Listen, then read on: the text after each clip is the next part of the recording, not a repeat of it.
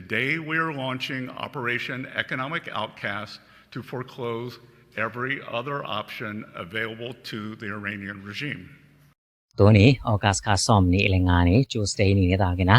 ทุกเย็นเทนาหุ่นงาเกหิมานี่นะลุงดามังเอตัวนี้เลยตุงทุบยังตวมปอลขัดเย็นนี่นะอเดียกตัวออกัสคาซอมนี่เลลีนี่ซานนี่มอลำปันินเบลตัวซานแต่งหินะ US 10 อิรันเตตุงะ Economic D-Day ชีนะสุมบอลนาลามะอิรันเตตุงะอันนัสเปนขากตันนะกิปยาฮีชีนะUS เตยสุมบอลนาลามะมากายปีปาสกอตเบสนินะองตังโกขยาฮีกาลปินีนาออนไลน์นะ US 10 D-Day ชีนะจามันนีเตโดดินจียามอเดตากา US เตกิบเบลปอลแคมเปอุตอกิเข็นตัดมาบังอินะอิรันเตเป็น Economic D-Day US เตกิเบลปอลแคมเปวินะตัวเกลเลตุงบุปินะขากตันดิงนะองกิตังโกฮีจีนะสกอตเบสนินแกนี่ The United States Treasury has begun Operation Economic Outcast, an unprecedented campaign against the Islamic Republic of Iran and its enablers. In the Second World War, D-Day marked the historic beginning of a campaign with our allies. อิรันเตอเบยดงจิไหมนี่อสมบอลนะอกิเซียดจิบดงอิรันเตงกวักอมาเบกสเตนอลอน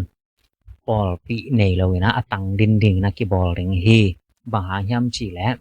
Iran's fanatics devote themselves to death to America and seek nuclear weapons to do just that. They have murdered and maimed more of our citizens and service members than any other terrorist regime on earth. Iran then ban death to America. American te sisak ding chi tam vei piong to na hi na tua tang tun na ngi na nuclear galvan ball ring han chiam a hi manin to ni pan ki pan tua thu kong tang ko khian ni pan ki pan Iran te tunga economic D-Day ki tang ko hi chi na zani na US te Scott Bessent na again hi. Our great armed forces have laid the groundwork for achieving the president's objective of preventing Iran from ever obtaining nuclear weapons. Iran te to ki sai pen US gal kap tein amawi nuclear gal wan anga non lo nang nuclear gal wan anga azo non lo nang ina thawi thaw tang to ki ro nai zong gal ki ro na to na set takina ki sem ki na tua pen second wave mo alam pi ani na hi china nan again ni in Iran te pen leitung buk i global economy leitung buk sumbolna alam zin pi tung panin chini mo mit khai bol thei dingin to song pan na ki hol kheri nga amau te in atel ring ni begom hi che Iran now faces a very clear choice with only two paths before them: complete global isolation and a subsistence economy, or a path back to normalcy with an opportunity to rejoin the global economy. Leitung buk sumbolna tua lam zin pi tung ong ton ki ngom mo toy kel amang kwak bek tang din nom tua pen amau i tel ring hi na amang kwak bek atang din nop ke ya leitung buk ma ta sumbol khom ding chi out le nuclear vai ai zong in US te gen bang liana na sem ding na saboi waya kam ki ho na ong tut ki ding ki sam hi chi na Scott Bessent in geni in tua kong gen teng bel Scott Bessent ni kamal om dan ei zo pau to ki tuak thai pen dinga kong gen ki na hi Treasury has mapped every node, every facilitator, and every network that Iran has used to smuggle oil and evade sanctions. Iran ten pen amawi me tuite mong khua ma te US te thai lawa chini to ke le lampi ma na hi lo to lai tak zuak ke khi chi zong ki thai na Iran's enablers purchase, transport its petroleum. They facilitate the flow of its finances through exchange houses and free trade zones. To hi manina hi IRGC te yi me tui le ya sumabol ngam khem pe to long ong thayung adiak diakin amai neighboring country amang gam veng ten sepcom pi hi chin zong thayung china Scott Bessent in geni in Donald Trump in leitung gam makai lian pi teng zong wal lira teng zong phong serina phong to ho pi na The president is making phone calls to world leaders with specific requests to cease their interactions with the regime. อีรานเตตสุมนะบอลคอมนาวคอลพอดอุนจีนะโดนัลด์ทรัมป์มินซองรีควอสต์มออามากัมมัลซันนะโทมฮีปูนาเงนฮีอินตัวอามายทรัมมีอโฮปีนาหางาองเปียงริซัลมาเตตัวเตซองตัวนักกิโมเทตาฮีจีนะโดนัลด์ทรัมป์มินเกสกอตเบสันเกนี่ตัวจังตัวรานาอีรานเตกัมแวงได้ซองไหลตุงกัมคัดเปวินะอีรานเตโตสุมบอลนาลามาองเซตคอมเวเวลและตัวกัมินเป็นฮัชชิปฮักสันนาตัมปีถวกดิงา US เตนกี่ก่อยของโลดิงฮีจีนะสกอตเบสันเกนี่ Those who tether themselves to the Iranian regime should expect to share in the isolation of a withering regime. ตัวไอ้มันนี่นะเลยตุงกำเข้มไปวินตุนอิหร่านแต่ลิงมอ US แต่ลิงจีเข็นตัดอุนหลาตัวรานาอาเซมคอมนาอมุเลมอตัวปันกิปันทำลายนวีเข็นตัดดิงหุนเป็นตุนนาแต่ลุนหิตาความตรงอันไหนเป็นอปัยกิปันตาฮีตัวรานานะฮิเกวและ US แต่นะอิหร่านแต่ตุงเบคิโลวินะตัวอิหร่านตัวกิปอลเข้มไปตุงะอิหร่านแต่จะไม่นะขากตันนางกิบอลลิงฮี US เตตอกิซอมซุมตอกิไซดอลานะเซบนาเข้มไปซองตัวงำเตเบงมอบานตอกิไซนะเซบนาเข้มไปซองนะองกิขากจิบดีงา Every branch of Bank Melay must be shuttered and dark. And let me be clear, any entity that facilitates money laundering on behalf of Iran will be removed from the US dollar system. นางกำสงว่าเขามีอารุนองกิปันลิงฮีดักบ่หวังมีอาลิงฮีจีนะสกอตเบสันินไหลตุงบุกตุงอาซองทุตังโกนาองเนยายอิหร่านเตตัวเซมคอมแคมเป US ดอลลาร์นะเซบนาปานินะกิแฮมเคดิงฮีตัวนักเข็นตะรุนจินแกนี่อินตัวอิหร่านเตตุงขากตันนาเลียนปีงาเปียกแต่งบางยามจีและ The clock just started ticking. The new sectoral sanctions determinations issued today target 5 of Iran's most vital lifelines that it exploits in other countries: digital assets, technology, gold, aviation, and shipping. Amasana digital. ดิจิทัลใช่ไหมนี่ฟองของคอมพิวเตอร์ของไอ้สองสุ่มกิปยักนะให้ออนไลน์นะเซฟนะนำลิมตัวช่างนี่นะเทคโนโลยีกาลวันฮิตาเล่โดรนไอ้สองน่าลิมมาแต่ฮิเลยตรงเปล่านะใช่ไหมเนี่ยเทคโนโลยีล้ำตัวนะกิไซนะเซฟนะแคมเปลอัตุมนะกูคำตัวกิไซนะเซฟนะแคมเปลตัวช่างนี่นะ aviation คุยลักนะเซฟนะวันแรงฮิตาเล่ฮิควอลซินสุกซินโตนายสองพันลำนะเซฟนาแคมเปลอ่างานะ shipping เต็มบตัวนะเซฟนาแคมเปลกิลิมกิทุงอิหร่านเตตุงกิขาขีจีนะสกอตเบสันอินแกนี่อินตอมคัดองเบลับนี่นะอาคากเหล่าแผ่นบองมียมจีและเหล่าข้อนาลำคองตัวไอเกลหิควอลซินสุกซินโตมอกจีเนี่ยกิโลมตัดนางไงนะลายตัวรันนัมเบลขากเหล่านะตัวขากตันเดียกเป็นดิจิทัลต่อเทคโนโลยีต่อคำเป็นบางหางดิจิทัลเบลอะไรทุกปีในเทศาจีนี่แต่จังเทคโนโลยีกาลวันบอลนาลำของโดรนไงส่งตัวรันลำเตส่ง US เตตกกิกาลกิโดลายตะไกจังตัวเตส่งขากตันดิ่งมาตัวจังคำแล้วเป็นบางหางทุกปีห้ามจีและกำคัดเปื่อนมาสมมันอักยามงบแล้วนางคำตัวกิกอนโทรมาหินะตัวสองขาที่ตัวจัง aviation วันแรงตัวกิไซนะเซฟนาหุยหลักแคมเปลสองขาที่นะตัวจัง shipping มาแต่เต็มบ่ตัวเบลไลและไม่ตุยแต่พวกนั้นเซนปีโลดิงจังแกนี่นะตัวงาขากตันนานั่นเองอินเลยตุงกำกุมปีแต่เป็น US เตนุชยาชนิดที่ terrorist มีเกลียวอิหร่านแต่อปันปีคมดิ่งนะไฮดิ่งกองละเมนเกฮีจีนะสกอตเบสันินตัวนั้นนะแกนี่อิหร่านเตตุง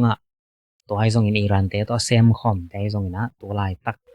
สุ่มและปลายบอลนาละมาขากตันนากิปยาเป็นมาลซ้อมกกมอมีนะให้เพียวทรงนะมีซ้อมกกบังเอามีขินตาหินะ do not test the cost of US resources And to those who enable Tehran, do not discount the cost of testing Washington's resolve. No nation should expect to enjoy the rewards of our system US day sep thaina bang chang hiam chi pen kwa manong sin vet keun chi na Scott Besanin to na kamal zong to lao sak nai zong to na kamalai zong to nana ge ni to again diak na songa pen se nai zong in India zong Russia zong UAE zong Pakistan ai zong tam pi anasokha pa hi in to ten US te chi dani na Iran te to sep khom non lo ding ma hi hei chi na lam nong pai hiam ai zong hi US te bel amok oro thilelin Iran te to ngei na bangin to ai kele leitung sumbol ngei na bangin bol nge chaong pai hiam diak seng India Russia to chang Iran te mei tui tampi leilam pana puamo tembo khol jin na ki kha nga Pakistan ngam gi pen nunga zong ge ni mei tui pen cycle to non pi aki non hin to mei tui anon na sem bek pen ami mala teng som banga pa to ai na Pakistan te khong ngin to la mong khak ding yam ki gen thei lo to lai tak aki gen na liana Iran ten ni khada mei tui pen pe pa teng som ni jok thei lai cha ki gen ai ni khat liana pe pa teng som ni jok thei lai to ai hin to pen hamus tui lam pi aton hi lo to ai gen UAE ai zong ina Pakistan ai zong amai ngam veng teng to leilam pi to na aki zwa ko hi na US ten tun to te to ki por khom ding in hai ngam tan keun US te sep thai na ong sin keun nowi na hi na khem pong ki muwa leitung buk sumbo na hwal pi pan ong ki hem kheringa na beng te ai zong ina na gam sungwa ong ki khak chip dinga khomi along tung ding hi US dollar to van ki zok van ki leina panina ong ki hol khering hi chia leitung buk zagena di dai ong tang ko khia hi in what leader in amang gen na zom gen ni na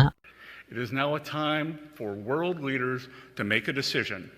between prosperity and isolation, peace and terror, America and Iran. what leader te zong in mo leitung gam makai lian te zong in khen tan na ong nei un hau na tel zo ding neu hiam toy ke la khat ngwak tang din na tel zo ding neu hiam kilem na tel zo ding mo dip kwat patau na tel zo ding Iran tel zo ding mo US tel zo ding China to tel ding thuthum ama gen danin gen leng hau na tel zo ding mo khat ngwak tang din na tel zo ding kilem na tel zo ding mo toy ke thera lao na buai na tel zo ding US tel zo ding mo Iran tel zo ding to telun China zan ni minute yat kim khong Scott Bessanin na ge ni na to ni pan ki pan to campaign akipan hi ta hi China Scott Bessanin ong tang ko khya hi in Iran lam ten jong na chok ke boina Iran te ong khak ta na US te to akipol na om nge nge wala amus ti lam piano wi tembo te khat back swap ta lo ring no wa ding ina lao na lamo lao wai na ong piang ding hi China Iran te yi security lama makai pi ten jong ing gen na nan nei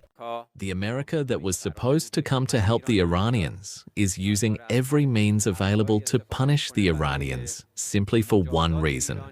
because of their resistance to pressure on their national independence, sovereignty, and dignity. Because any kind of cooperation with America in advancing its aggressors' actions against Iran will certainly have its own consequences. ta chang Iran te yi president pa jong in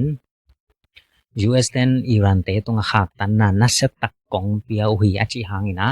to ni dong chang Iran te pen standing firm kip takin kiding thailai hi China na gen hi US te to ki pola Iran ong do pe ma Iran te jong in ki ka be khom ding hi China Iran lam te jong in sabuai ki ma paya kam ki ho na bol ring teng chi thara US te to ki pol khom khem pe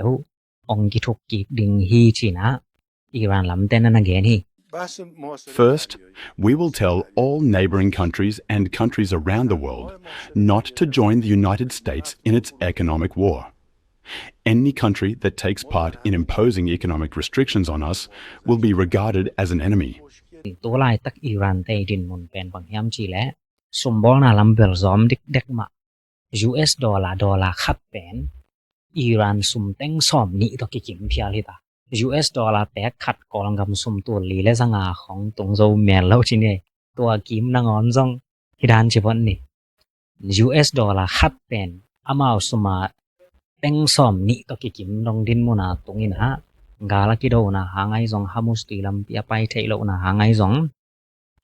US เตเต็มโบตอกิไซแคมเป US อิหร่านเตเต็มโบตอกิไซแคมเป US เตนะค้างตันสักนะหางไอซองซอมดิกเดกะหาวมีอินตัวนี้ทุ่งต่อนัสเซตกาคักเบลายดิกว่ามันแซมคอมนอนเกวุนเจียงเกียนเลียนหินเลยตุงกำเต้นตัวของตดอูเลเบล US เตตองของไปคอมอะไรจินี่อิหร่านเตสองบังจังหนักสูดิ้งยามกี่แกนเทเลย We are in a full-scale economic, military, and security war. Trump easily says that he is imposing the most crushing and terrifying sanctions on Iran. We, however, are standing firm. ประจังแสนแตนเบลก็วงสั่งเกนุงจีเย็นคินตาตัวนี้มาเหมือนสองเด่นมาเหมือนสองแสนแต่ตัวอามาวีมีเดียคอนเฟรนซ์ทุกิรถนานะกิดองอินะ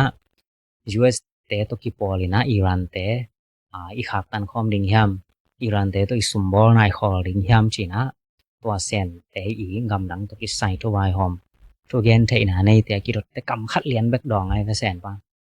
Sanctions and pressure tactics are not the solution. China calls on parties to act responsibly and stick to the political and diplomatic approach. ตัวร้านกีฬาสักนาและสุมบอลนากิขาบตันนาแต่เป็นกาลกิเลมนางตัวเกลขัดเลยขัดกิเลมนางตดดิ่งลำปีฮิโลฮีตัวเลียนแบกดองเจ้าวินะแสนเต้นขากตันโลดิงฮีไอเทสองขากตันโลดิงอินเดียเตซงอินนงเดวมาของอิหร่านมาซงปันเมตุละลายฮีนะอินเดียเตซงอินเกยุบมอยนตัวซะปีนโดนัลด์ทรัมป์ละมาปังอินุมแกงโปเตนชิแลงไลไทสา US เตขากตันนาตั้มปีตัวขินยูโรเปียนยูเนียนเตขากตันนาตั้มปีตัวขินนะตัวสร้างเซโซเทโลดิงโปเตนซงตัวอิหร่านมาซงตองกิปอลเวอินเชนบางแห่งชิเลตัวรานาโปเตนเตปอลคิมจองอันเตปอลซีจินปิงเตปอล US ตอกิปอลเข้ามาอิหร่านข้ากโลเป็นทุลำดังฮิโล US เตงกำเวงเฮียนาอมกันอีรามามันซง US เตนนงข้างนมเลงข้างเสียสมงานลักนมเลละนาจีซาซะนังนักอะไรเกยซงกะตัวรานากันอีรานงอนไปให้เชียงนี่สวงกำลำเต้นตัว US เตทูเป็นเกยุบมอยน์มาเกยุบมอซงฮีเซนเตซอนเกนคินินะอามาองเซมคอมโลเดงโอฮีตัวหินเซนเตเป็น US เตนมาวีดอลลาร์ตกิใส่ปันองฮอลเคียเฮียง US เตนมาว่าเป็นนิดลาวสักนางองลิมจะไรอินไม้ลำหุนจังเป็นกี่แกนไทยนอนก็ดอลลาร์ตัวละเป็นสั่งเกยโนงไงแหละน้องคากน้องคากเกยซงบางในจวนละมาไปโนงไงบริสเตย์อามาวีบริส payment system แต่รัสเซียอินเดียไชน่าตัวเตย์ payment system ละมาไปโนงไงจะมินซงองเละเตะขากดิงซง US เตย์นะตัวหลายตัก BRICS กีมาไม่ตัวจางอินนะตัวร้านาอามาวีกิโดนาดานินเอ็นเลหังอะไรตัวกิใส่โลทูหินไอเพียลซงอะไรตุงบุบอีหัวมินเอ็นเย็นเลหัง US เตเลอิหร่านเตกิโดนาเป็นเลยตุงบุบินทามานากิปิยาฮีเลยตุงบุบะ US เตเลอิหร่านเตกิโดนาหังนะเมตุยมันอันหักคันเป็นนางกำเป็นกอลกำอินกิจามแต่ฮี 55.5% จีนะอามาองเจ็บแต่สักอิหร่านและ US กาลังไอซงอิหร่านและ US กาลังไอฮิโลไว้ตันปีก่อนก็มาไม่มานี่นะตัวสร้างอินเลเวลตั้มขังซอฮิอินไม่ตุยวายะ US อิหร่านกาลังนะถ้ามันเป็นกอลังกามินกิจามแต่อันนี้อินฮาคิวบายน์กิจามแต่อาทุมนา UAE กิจามแต่อาลีนาไนจีเรียตัวร้านนี่นะเซียนกิลาฮีกอลังกามอีsorry บูตานซงเฮงินกอลังกามเป็นส่อมงาและงาฮีนะ US เป็นส่อมทุมและลีปอร์เซนนะ US เตซงเป็นทามันปียฮีจีนะตัว US เตและอิหร่านเตอีอีโคโนมิกดีได้ตกิไซตัวเกนนอมยัง Chinese banks have often been talked about being targeted, but we don't see any of those very big steps. We want to make clear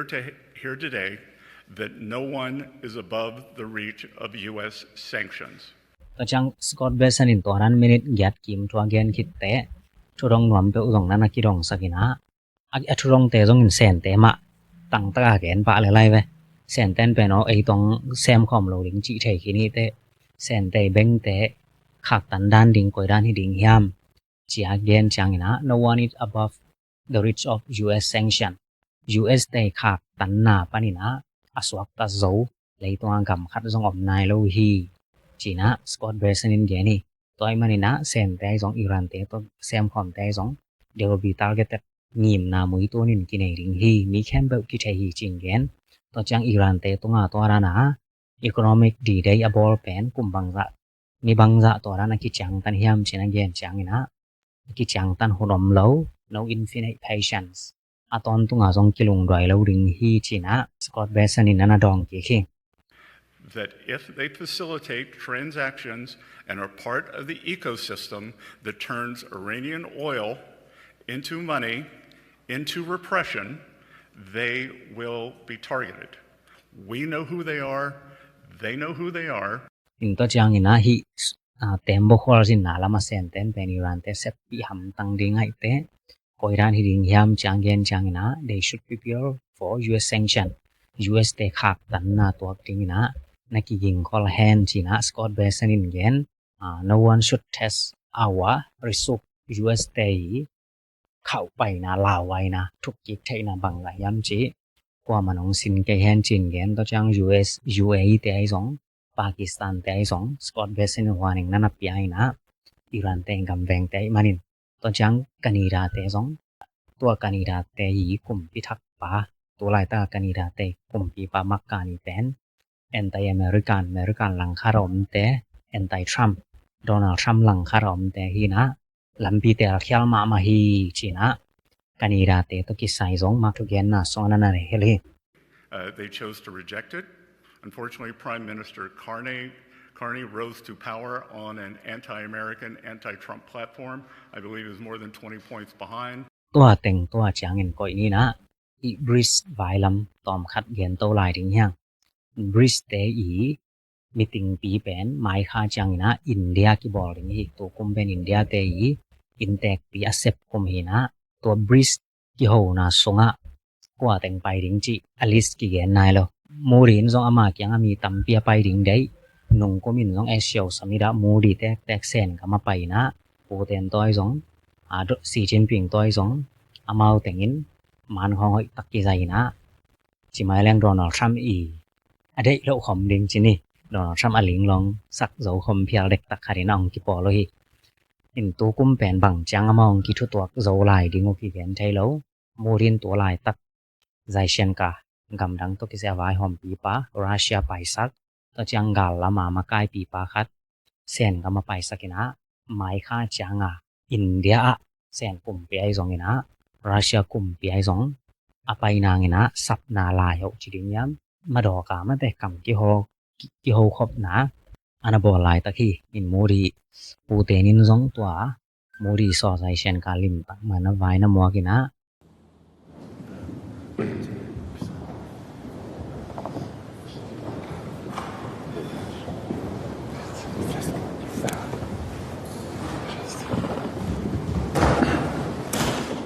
Thank you, Mr. President. And let me first of all begin by conveying the good wishes of Prime Minister Narendra Modi. Thank you. Excellency, he has given me a personal communication which I would like to hand over to you. Murin balagen kiaw na muri to SCO Samira kakimunuam hi china putenin geni SCO Summit akichi pen India ki bol loading na Pakistan ki bowling hi Shanghai Cooperation Organization ki china sente Shanghai copy min kwa akibol hi na to SCO sunga India Iran Russia China to te jong pa hi to in Pakistan ki bowling hi na to muna putenin muri to kakimunuam chin ge ni na brisa pai lo som ai tam ki yen thai loi in muri na gen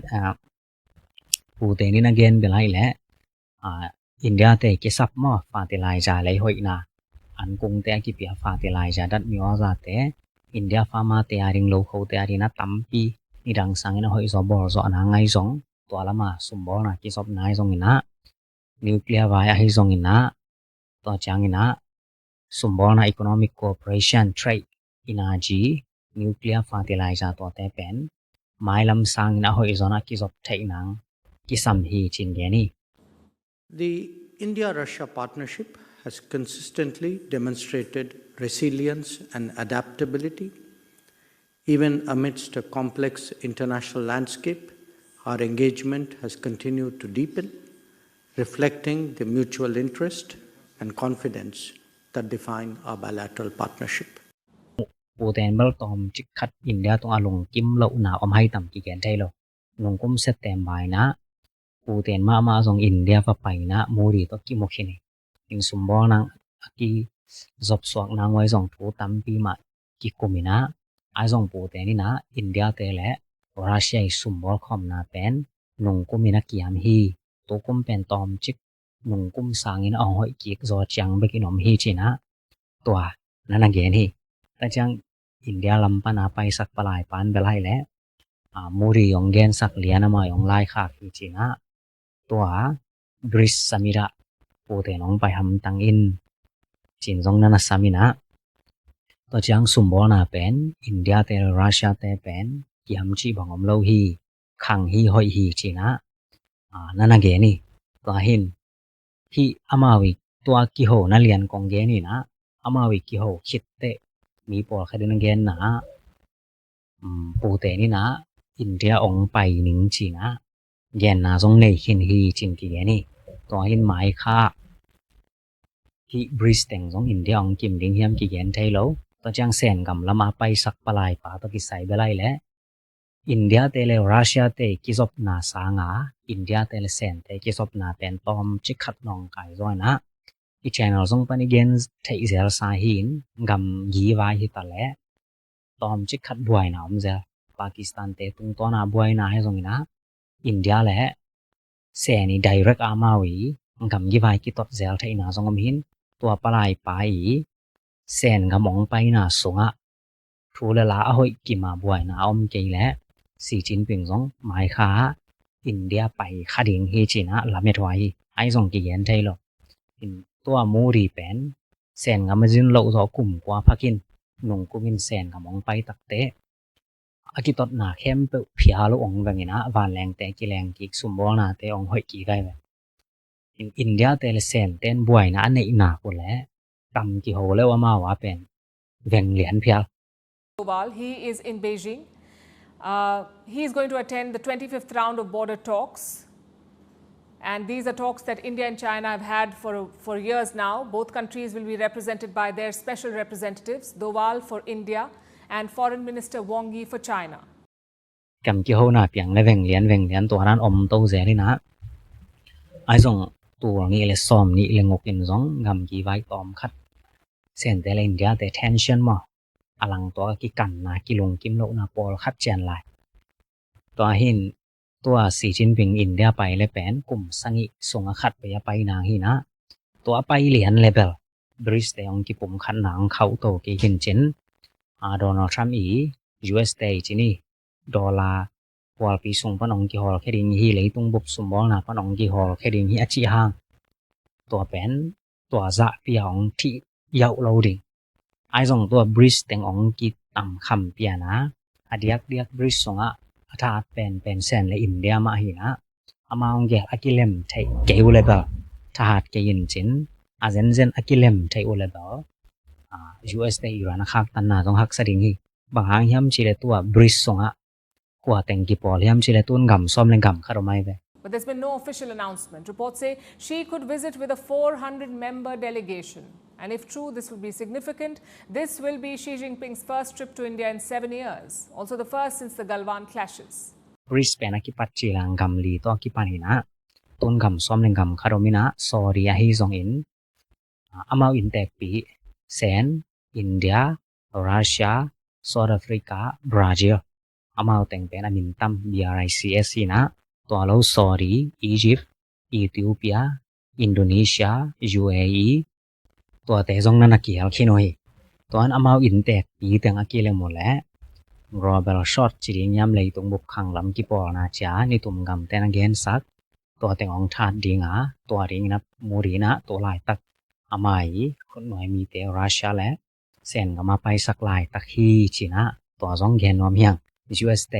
อิรันตัว economic ดีได้อตังกูหุนเลียนแต่งมาเป็นบริสลัมเดซงอินทุกกีกนาปอลขัดองในแวริงเฮตัวลายตักเลียนมังฮิแลอินเดียเตนรัสเซียกัมปานินะนิสิมินะเมตุยปีปาเต็งซอมนี่แหละเต็งกกมันตักอาลากลายตักเฮรัสเซียเตโตเมตุยกินักเลยเกอุนใจซง US เตนตัมปีเยนี่นะไอซง US เตนอิรันกาลองกับตักเต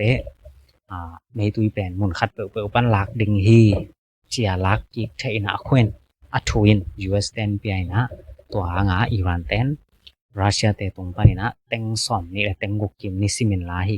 อินเดียกัมสงะนี่ขราเมตุยอลุดเฟกปีเปปาเต็งซอมงากีมินกิไงสุนาตัวอินเดียกัมสงะลุดเข้มไปวิอลังวาลเป็นรัสเซียปานาลาฮีตัวไอมานินะอินเดียเตซงอินเสียงเงินแรงรัสเซียตัวกิเลมดิงเป็นลงกดหลายเซนินซงลงกดเวเวตัวจังอิรันซงนี่ขราเปปาเต็งซอมนี่บังจอกใช้หลายเวเวก็เห็นเดนไอเกนได้นะอมาว US เตอิรันเตกิโดนะเจียงฮีชินเกนแรงซงอหิไทบานะอะไรตุงบ่บ่หัวมินเกนเลหังเบลเลยตุงอาเมตุยเสงาสวะเสขารยตนะมุสตุยลัมปีบวยนะเปียงเลยเมตุยนะเสตักกิจวกนะอเปียนนามุนรัสเซียนบวยนะเปียงหินเลยตุงอาเกียลมอตัวเกเลเมตุยวันเมตุยมันขันนางาบวยนะมอตัวอเปียงฮียิงเกฮีชินซงอาเกียนไทชินะเกนนอมเฮียงตัวนี้ตักตัวจังเกนนี่นะนอยมูรันไงสุรันก็ไม่ลองเกนนอมแต่ลองเกนนุนละลุงทำไมก่อยตัวจังชินให้แหละ